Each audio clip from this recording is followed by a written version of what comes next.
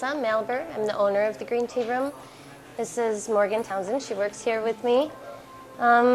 Started the place about a year ago and took a look at it and started right away. And I'm currently the co-owner and head chef at the Buster Brown Bean Company.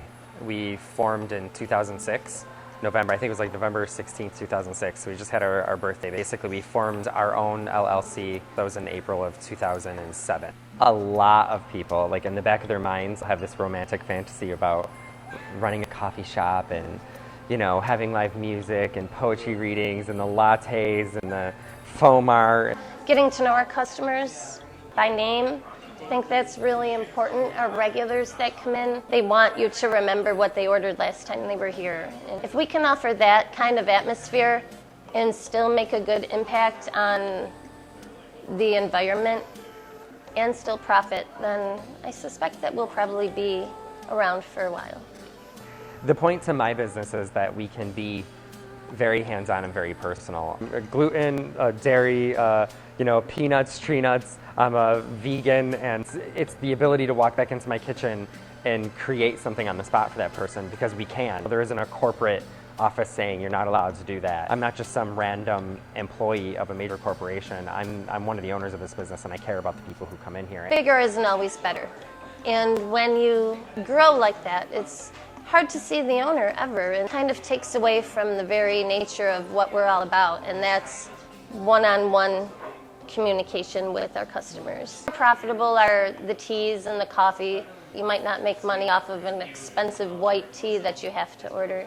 Our carrot ginger soup is one of the most popular. Our Guatemala is the time of the year. A lot of the pies are really going fast, so a lot of it is because it's made from fresh ingredients and made from scratch daily. My name is Peter Mall. I'm a full-time employee here. I'm the general manager of this establishment. Respect and talk to your employees like they're actually people.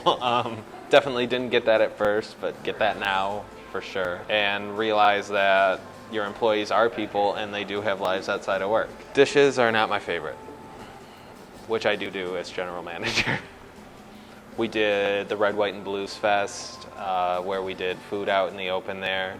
It was really nice. Knowing what it's like to try to operate this business every single day is very difficult. Maintaining green policies, sustainable policies, shopping from local farmers. It costs a lot of money for all of us to do what we do here. And we like to say that we're globally conscious. I mean, someday I'm not going to be here, but my kids are still going to be on this earth. Yeah, he was a really good guy. He tried really hard to do good things for people and for animals and for the earth and whatever it is. There's nothing that I hate worse than driving down the road and seeing plastic cups laying all over the place because somebody had to have a cup of coffee before work. Someone threw them out the window and they'll be there for an indefinite period of time. If somebody throws our cup out the window, at least I know that it's biodegradable, and that makes me feel good that we played a positive role. We like a clean world, and if we can minimize our waste and do it in a business sense, somebody else might take a look and say, hey, that's a good idea, it can be done. We have a really nice Wednesday open mic night where people bring in their instruments or sing or read poetry, and if you listen, it's just amazing the amount of talent that's out there. And we're really lucky to have them just come through the door and sporadically break into song. We have a piano that says "Play Me" on it, so we have some really nice music here. On the land aren't happy, they're sad 'cause they're in a bowl. But the fish on the land are lucky, they're under the sea. Under the sea, nobody beats us, fries us, and eats us in their sushi. We've got no troubles, life is the bubbles under the sea.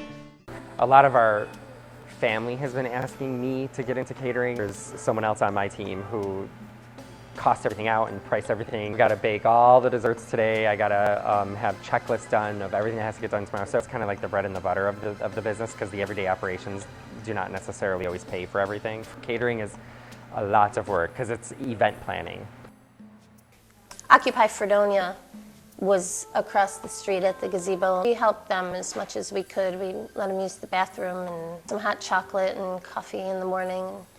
You know, we're all in this together. We support each other. And there's plenty for everyone. So over the summer, I started coming downtown Fredonia, and one day I saw a sign outside for an open mic night and was treated to probably some of the most amazing musical talent. Everything is locally sourced, local vegetables, local vendors, made from scratch, and it has that little extra flavor that you just don't get over the counter from a fast food place.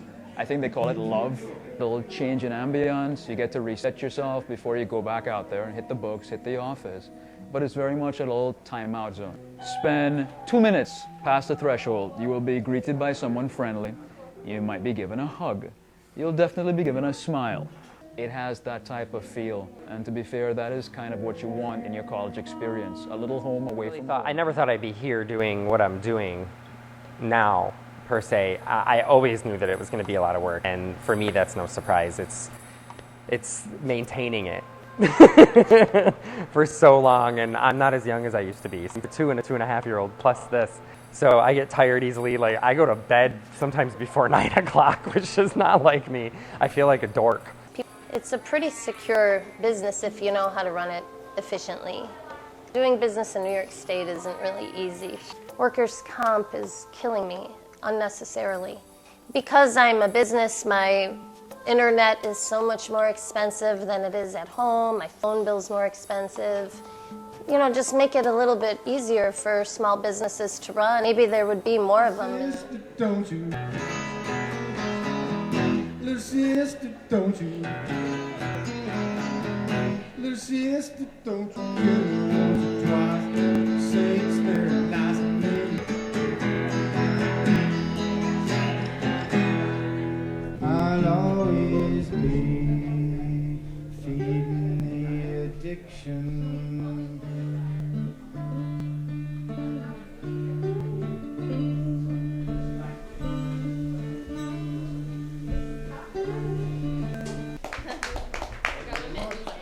People kind of gather around you and they try to support you, and they understand and they have similar ideas about sustainability and eco-friendliness. That's one of the nice things about being in a town like this. The downside is that because it is a small town, there's not always enough people to sustain you and support you when you need it during the lulls.